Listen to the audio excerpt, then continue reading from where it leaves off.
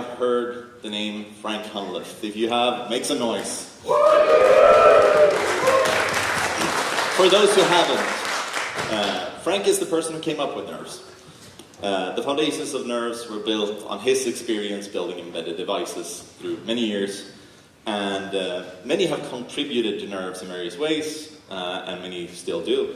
But Frank is the instigator and the continuous maintainer.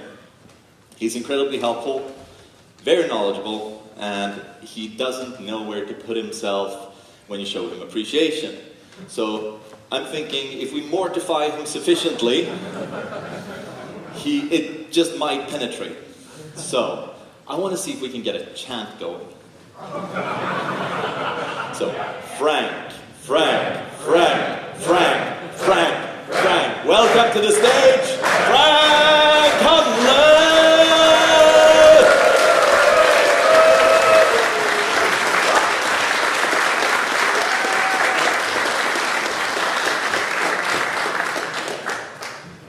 Thanks, Lars.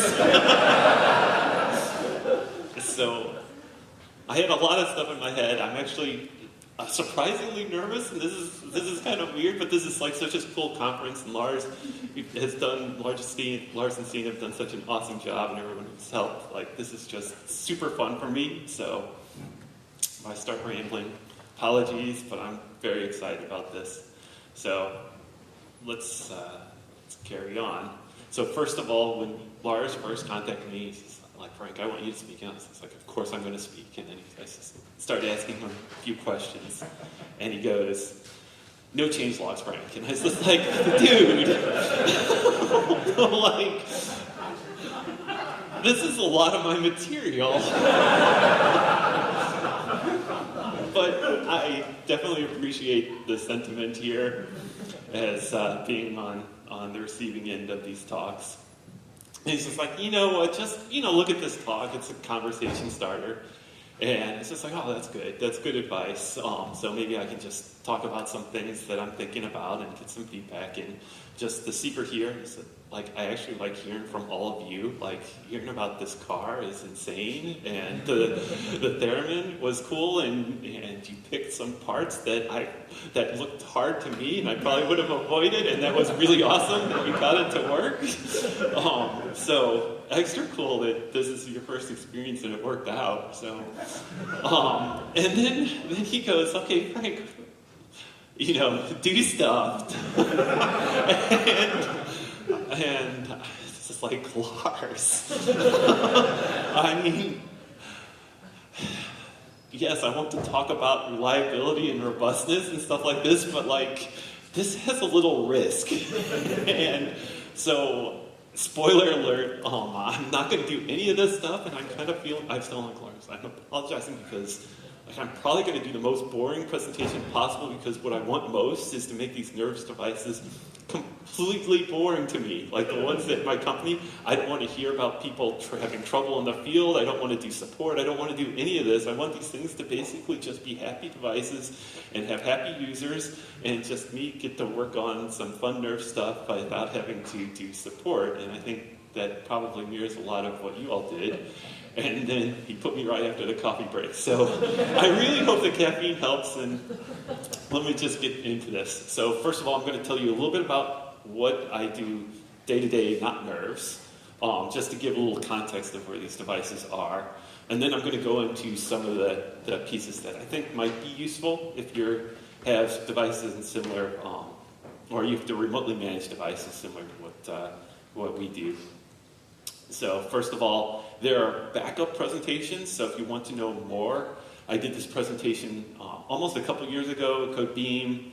I take apart one of the SmartRent devices so you can kind of see the guts. And it also has a little bit about the alarmist library, which I'm going to talk about more here. The material in there is basically the same, but we changed a bunch of the terminology and tightened some things up a little bit because we had 2 years experience. So of course things would change. But things are homing in, and that's why I felt it was good to give a presentation now. The other one to look at is Nerves Loves Flutter by Digit. He talked about our touchscreen device, and so he focused mostly on the Flutter side, but you can also get some more information about one of the other devices we make. That one, I don't believe wasn't posted when I put the slide up, but if you search for it, maybe it'll be posted soon, I hope. So anyway, SmartRent. What we do is we go into apartment buildings and we automate literally everything that we can, and they let us to automate. So this is like the entranceway doors, pull doors, like the entranceway to people's apartments, the thermostats, light switches, pretty much anything that can be automated. We'll provide a service, let you automate, let the tenants have a control for it. When the apartment's vacant, then the property manager can, manage what goes on in the apartment. So we're in quite a few homes, and then the devices that are connected up to it are pretty. We have quite a few. And this is of all different types. So we do. Having said this, we have two main platforms. We have a Java-based one and a Beam-based one. Of course, we'll be talking about the Beam-based one. This is on most of our newer devices, but it sometimes gives us a basis to compare. Java does amazingly well, so I don't want to be down on Java at all. Like, you can do amazing things with Java, but the Beam comes by default with a lot of cool features that I think benefit this use case, and it's the reason why I'm in this community too. So we have what we call the hub, which is our NERSC-based device. And on one side, it talks devices through. We mostly use a protocol called Z-Wave, but there are many other protocols that you could fit in that little cloud there. And then on the other side, it connects to our backend servers on the internet, and the person in the apartment, for example, will have like the mobile app, and they can do stuff. And then what I didn't show is all the backend enterprise stuff for the property managers, but it's where you'd expect there too. So this is the general setup. Literally everything goes through the hub because Z-Wave and most of the other protocols don't really escape the local area. Here's a picture of one of our thermostats, and then the mobile app. That thermostat has the hub inside, so it looks like a thermostat, has the hub inside, and talks to devices that are other places in the apartment. Oh wow, sorry about that. The contrast isn't great, but the touchscreen thermostat, is there. It's unfortunately white, which doesn't differentiate right now on this screen, but you can scroll through the touchscreen, do thermostat stuff, do in-home device control, do a few other things on the touchscreen. That's Digits Talk. Then the basic thermostat, which, wow, it doesn't show up. And then there's a big, just imagine, use your imagination, think of a router. That's what that looks like. It actually isn't fancy at all, so the fact that it doesn't show up probably is about accurate for what that device is. So getting more into this, what are our problems? Well, we're long running, of course. A lot of you have long running stuff. We have a lot of scale, and with scale becomes, lots of small probability things end up popping up. So that's kind of cool. The other part about scale, which is less cool, is that there are more people to complain when things go wrong, which is why I want to share some of these experiences. We do, I'm imperfect, I make mistakes. The hardware's perfect, but there's variability and stuff, and we have to do commodity hardware, so things go wrong. We deal with that. And then I used to be nice to the environment, but I'm totally convinced the environment is out to get me at every turn, whether it's like someone doing, or some device just going rogue, like not something that runs nerves or Elixir or anything like that, just going rogue and becoming an RF jammer inside someone's apartment and affecting other apartments. Then we have to recover to deal with that, to installers going in, getting mad at a device and just plugging in, unplugging, plugging, stuff like that, getting things to half boot, and finding ways of finding new code paths. So, and then there are more things, and I will show you a little bit. Yeah, you all laugh. This scarring is deep. So I really hope that some of the, I'm trying to make some of my things that get into mainline nerves because, I want to get rid of some of this, the hurt that has been done. But we all have different devices, so I look at the car and it's just like, oh wow, this is a new set of things that can go wrong. So, but I think this is all fascinating. I really enjoy this, but this is definitely a job. So I'm going to start simple with something that I think most of you know, which is to go over this little thing that happens everywhere, which is when you have some piece of code running and you want it to be robust, you set up something that monitors it. When the monitor sees something wrong, it does some communication somehow, and then there's some response thing that correctively fixes it or does something, lights an LED. And I think you all know this, you've seen this pattern, but I bring it out because I always have to remind myself whenever I start writing code, because it's easy to break this pattern, and you don't realize it. But let's go with the first part of the pattern, and with OTP supervision. Gen servers, you get the idea. The Gen server crashes, so the supervisor knows that it's literally called monitor on when it's looking at it, and then it restarts. So the communication really isn't much by default, but things happen. So in our system, oops, let me just go back to here. In our system, we use Sentry. So how many people use Sentry? Okay, so we use it too. So on our devices, whenever something crashes, we get a report, and I log into reports because, of course, just like you. And so on a regular basis, we get these kind of one-offs that are just kind of weird. And I just figured I'd just pop in because there's always one recent one. So this is one that I just picked up when I was working on the presentation. And the nice part about this is the stack trace is totally all Elixir stuff. So there's no worries about showing any kind of code. But let me just move to the little code bit. So if you, I know there's a lot of text, but the key thing here to look at is that the calendar, which should never be 0. How is it 0? Like, literally, how did that happen? If you look at the stack trace, you're like, well, who would do that to me? And I can't really get mad at Jose doing that to me, because why would he do that to me? Quantum, Gen Stage, like literally, if those things did this on any basis, they would have been fixed years ago. So I'm like, okay, and this is what I've been conditioned to. Before I think hard or worry about anything, I just look to see where this device is, or get a little bit of background information, because it could be someone in QA. There are a couple crafty people in QA that like to troll me. And, I just don't want to get messed up by looking at something that they did. So I look at this and I pop it up, and it's Florida. It's literally always Florida for me. But it's not QA. We don't have a QA department in Florida. So I'm like, all right, you have to pay attention to this because this is in production. And you see it somewhere around Fort Myers, which doesn't really matter. It just matters that I don't want to say anything bad about Florida right now, but literally there's nothing that should be special about Florida, so this is not a good clue.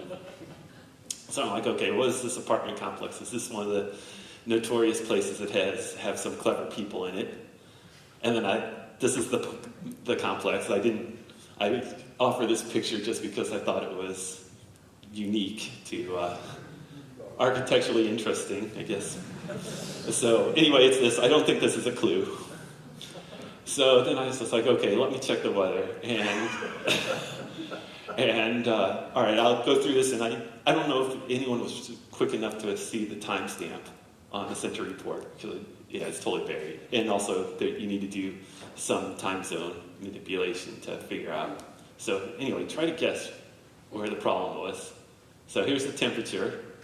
Oh yeah, it's not there. This is a trick. That apparently something happened with Weather Underground at midnight to 3 a.m. So it was not 0 degrees Fahrenheit in Florida. That would be impossible. So I think you might maybe think about, have a guess as to where the time is that something might have happened. But let's check some more stuff. So precipitation, no precipitation. So literally, other times I've looked at this and there's been a hurricane, but no precipitation this day. So then I go, this is the wind speed. And I was just seriously, it was right there. So So anyway, this happens from time to time. These are totally non-events because the supervision tree just, the gen server's just restarting. Like, there is no service interruption or anything that happened to this person. And this is almost certainly a brownout that happened when things were blown around. And we see this from time to time. It's not like we have the best memory. We don't do ECC memory on our hardware to correct errors. Things happen. A lot of times it's just, when I look at these, a lot of times it's like lists, empty lists turning into zeros. So if someone goes through the Erlang code, there's probably a reason that a bit error probably changes these types. But they get caught. Certainly some of them get caught in more complicated ways. But a lot of this is a non-issue. And this is like what we got by default. So way to go, gen server driven development. Like, that's my new favorite word now. So that's the first thing. And I want to take a pause here about restarts, because gen servers are nice. They're like really, really granular or really, really fine grained. So you don't interrupt much of your system. Like for this one, that was I think Quantum, and so it's just looking at schedules, throwing schedules on our hub, and like it didn't affect anyone. Trying to operate a door, change a thermostat, like nothing. The blast radius was super small, so that's good. But the point I want to make here is that there always needs to be a path to reboot the system. Rebooting the system is the ultimate way to fix problems. You just don't want to do it quickly, right? Like, no one wants to do this because it's service affecting. And, sorry about this. And something's slightly weird with the slides, I just noticed. So, showing up here. But anyway, when you restart a little gen server, that might be fine. It might not fix the problem. OTP already solves this in a way with the supervision trees that propagate up and get bigger and bigger areas that get restarted.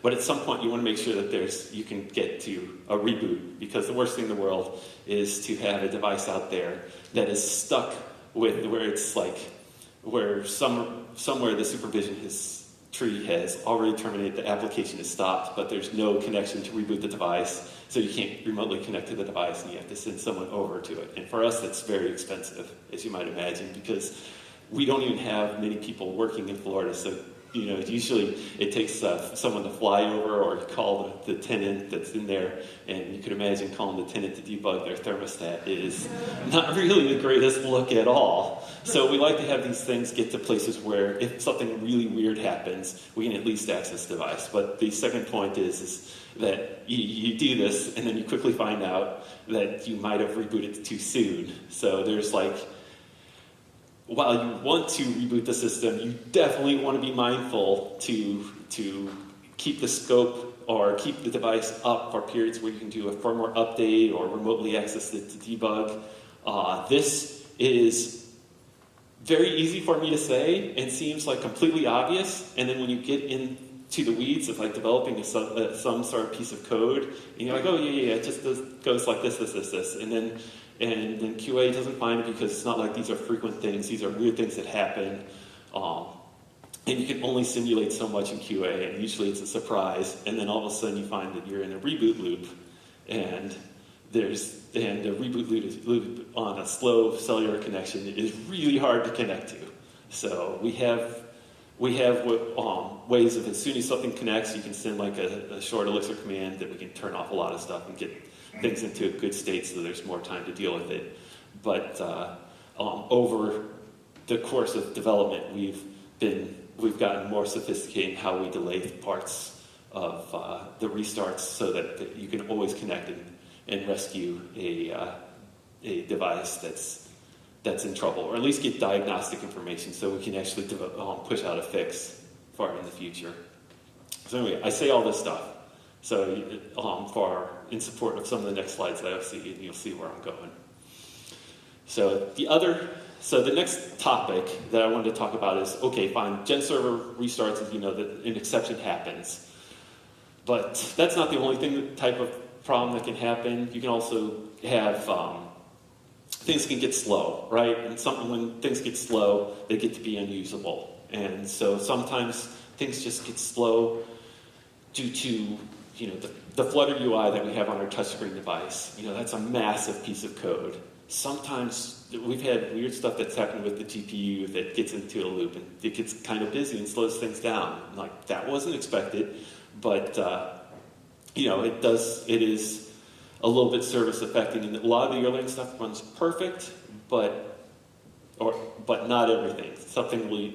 When things misbehave, there's usually something that starts to suffer, and we find it out. So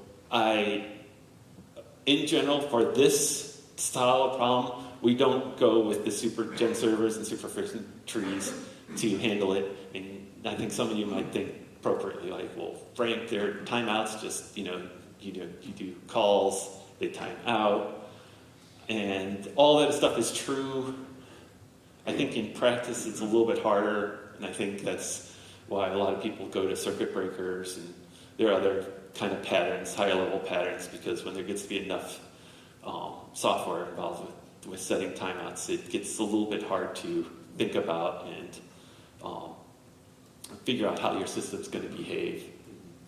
So I'm going to talk about the other pattern, which is this active monitoring, and some of you are going to be totally familiar with this and have heard about it. It's like a heartbeat or a watchdog. So you basically have the service. This could be a gen server, this could be some bigger part, and you have something that just says, you good, like just whatever time period, every second, every 30 seconds, whatever. It says, well, sometimes it doesn't respond, sometimes it can even say no, and then of course when the watchdog doesn't get the response it wants, then it says, well, hey, I'm going to reboot you. Like, literally, some actually physically reboot, and others it's you can just restart the supervision tree or whatever. So there's a neat thing that you can do, which is at the lowest level on hardware, and this is common with all nerve systems. There's on every board, there's usually some sort of hardware watchdog. Nerves hooks into this, and the hardware watchdog will do this monitoring, and it basically just says, tell me you're good every like 30 seconds or 60 seconds or whatever it's configured. And the component that does this is Erlang Heart. The Nerves has added some pieces of code here, so this is not pure Erlang Heart. It's like the Nerves enhanced one that knows how to pet the watchdog and keep on telling it that's okay. And then Erlang Heart, let's see. Has anyone not heard of Erlang Heart? Yeah, okay, I better say something about it. So Erlang Heart is kind of the software version of what this hardware watchdog does to check that the operating system and your program are okay. Erlang Heart says, hey, Erlang VM, are you okay? And then within Erlang Heart, there's this thing called the Heart callback, which you can register a function with where your function can check to see, is your app okay? So you can do this chain thing, so the hardware watchdog, the lowest level one, nothing the CPU can do can affect it. It checks everything's okay. If Erlang Heart, for example, would die or get confused or something like that, hardware watchdog would fix it. Erlang Heart, checks the virtual machines, and then the Heart callback could check more. So you can do these chains up. And the nice thing about the chains is that you're guaranteed to get to the reboot. You know how I said, like, always make sure there's a path to the reboot. You never want to get stalled or cut off somewhere where Erlang's kind of hanging out. We're thinking it's all good, nothing, and then you have one thing that's not good. And there are so many things that can go wrong. It's nice to have like this very basic thing that pulls things on a regular basis. So remember this. I'm going to come back to this because you're going to think, hey, Heart callback. Let me call into my application, check everything's good, and I'm just going to go to town with this. That path is a fun path that we took for a while, and I had all these slides for like all the fun that you get to have with it, but I have decided to push that because it got to be really painful, and I will come back to this. So just remember that slide. I just want to introduce a couple things before showing you what happens if you try to chain monitors too far. So we have two concepts right now. I've gone over the two basic concepts or the tools that get used. The big problem with these tools is code coupling.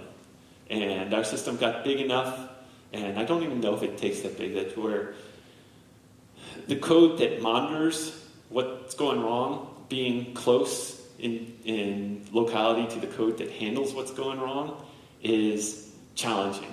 And the reason it's challenging is that there are non-local things that influence whether you want to restart something. So I'll give you an example. If something's going, if like the networking like goes out, like, you know, we tried reconnecting to the server, like sometimes the Wi-Fi module, early on we had this flaky Wi-Fi module and it worked great most of the time, and every once in a while it just kind of stall and hang, and you'd think that you were trying to connect, but you totally weren't because the Wi-Fi module was in a bad state. And so it's, you know, we'd switch over to cellular, and then things would be good, but the cellular would go really slow. And because we were in a place that we were using Wi-Fi for a really good reason. And then, so if you, one thing goes wrong, one other thing goes wrong, and we start thinking, okay, there are multiple things in the system. Maybe something's kind of weird. Maybe we should reboot. And so we reboot. But at the same time, we actually had a fix coming down the cellular connection. It was going really slow. And if we would have just waited, like no one's attended to this, watching this, it's kind of on its own. If the code would have just waited like a minute longer, it had finished like 29 minutes of download, and it would have just waited a minute longer. And then it turned out that we didn't have the code that would restart from where it left off on downloads, wasn't ready at the time. And then things rebooted, and all it needed to do is just wait 1 minute. And we're like, oh, shoot. Like, how did that code possibly know, you know, when it starts seeing multiple things go wrong and thinks, okay, the right answer is reboot? How did it know to pause for a firmware update? And it didn't. That code for handling firmware or update was very separate. And that's really the problem that we ran into, is we really had a need to decouple things. So the way to decouple things in OTP with these problems is the OTP alarm handler. And this is like one of the simplest modules in OTP that's very underused. So let me show you how it fits into this. Basically, monitor and respond, your code, still the same. There's one function call, or well, two. There's set alarm and clear alarm. And literally, that's all it is. It provides a common API for everyone who has an alarm. That's something that you want to port that's going wrong, right? It's not, don't think of events. I know everything inside is events, but alarm is like something that persists a little bit, like my network's broke, my GPU's like not happy, or even I'm just disconnected, or the temperature sensor's not working for the moment. It is currently broke, and then maybe sometime later it'll fix itself. So like set alarm, like the temperature sensor's broke, then clear alarm that the temperature sensor's not broke, like if the hardware bus just was having a bad day for a little bit. I heard someone laugh, and like these things happen from time to time when you have enough devices.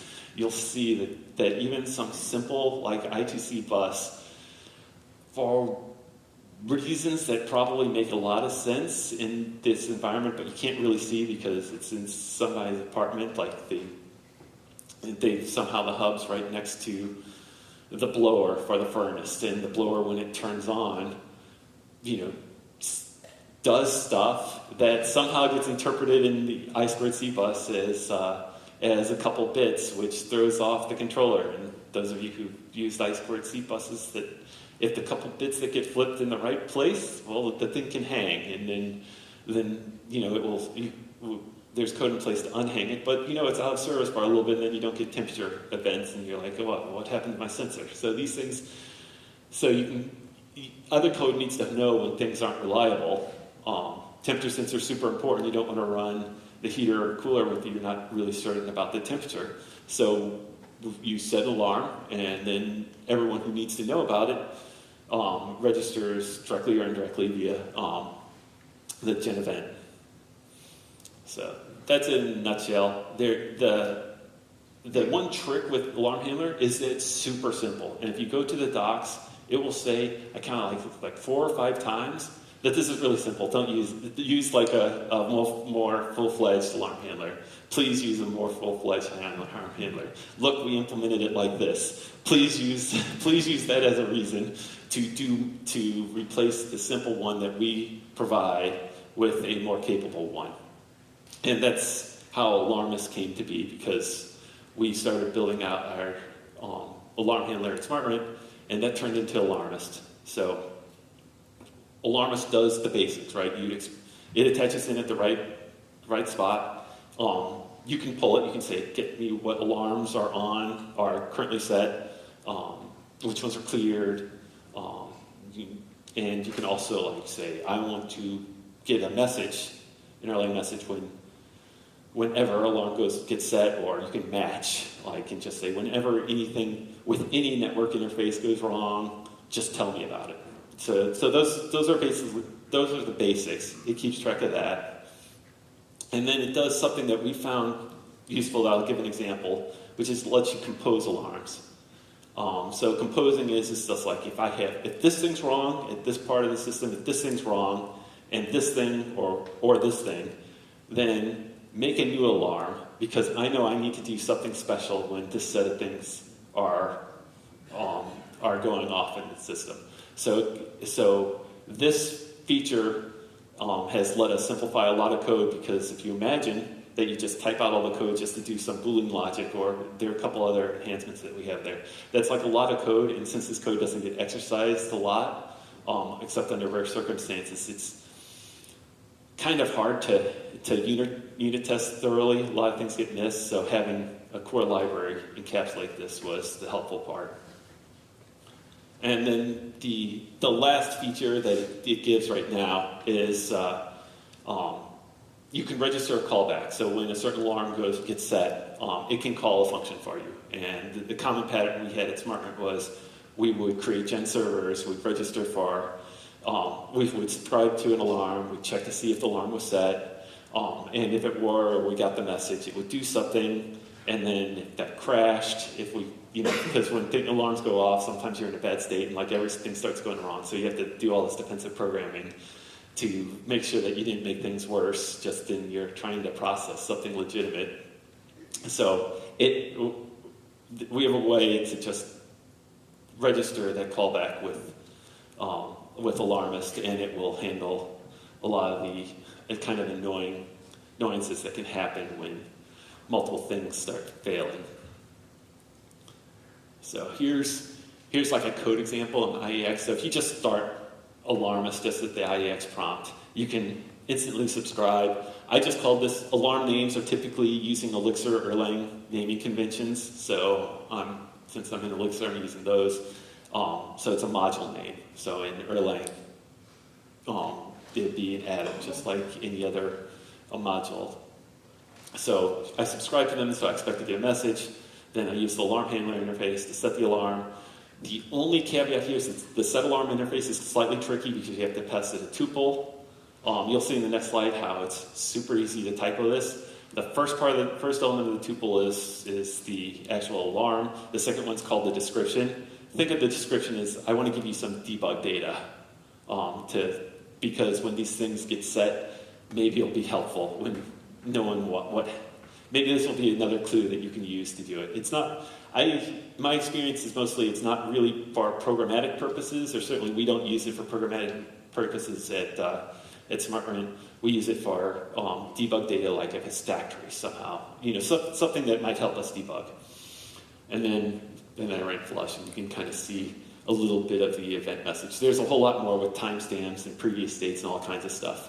But the key things are so you can see that it was set. And the levels follow longer levels. So I think all of you would expect that some problems are worse than others. And this is highly useful because you can't always figure out how scary the alarm is based on the name. So here's another example using a wildcard. So this is like, say there's some hypothetical network down or net down alarm, and it's a tuple, it's net down, and then the second part is which Wi-Fi thing, or which network thing. So it's Wi-Fi, wired, or whatever. So you can subscribe to it, And then I just said saying that Wi-Fi was down. And then since it was a wildcard subscription, I also got that. You can do a lot of generic things, and sometimes this comes in handy for like diagnostic interfaces, just to see like all alarms and watch things come in as you're queuing the device. So here's an example of composable alarms. So this is a bit of a DSL to do this. So in this example, I have an alarm A, the capital A, alarm B, and then I want to make a composite alarm.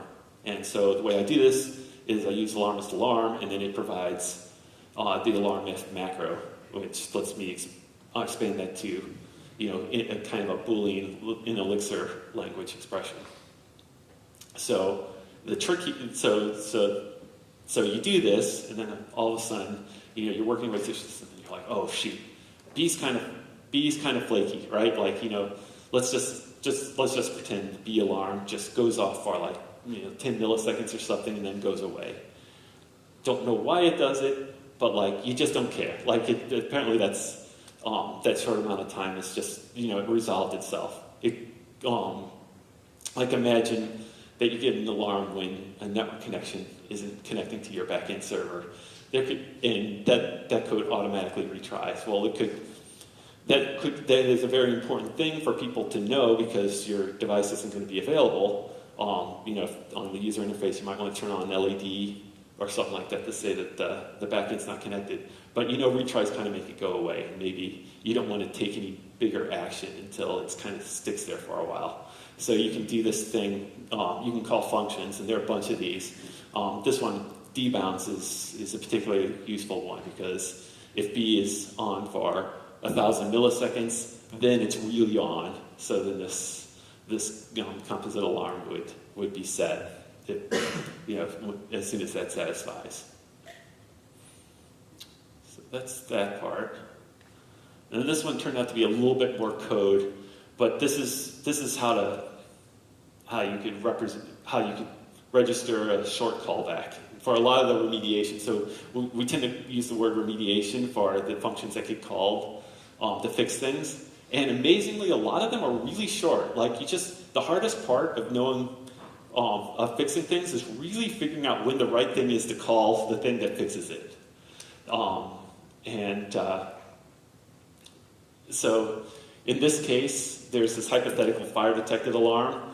We debounce it because we have kind of a flaky fire detected sensor, or we definitely don't want to do anything unless the fire's been on for a second.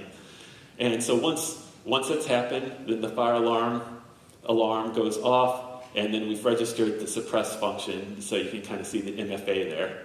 Now there's you can pass arguments there. So this one I passed the retry timeout, which is if the alarm is in the set state for 5 seconds, the suppress function will be called again. And sometimes you just register these functions that get called repeatedly, like maybe the first time didn't take. This is not super common in the SmartRent code base, but it is something that comes up, like sometimes maybe it's worth it to try it again.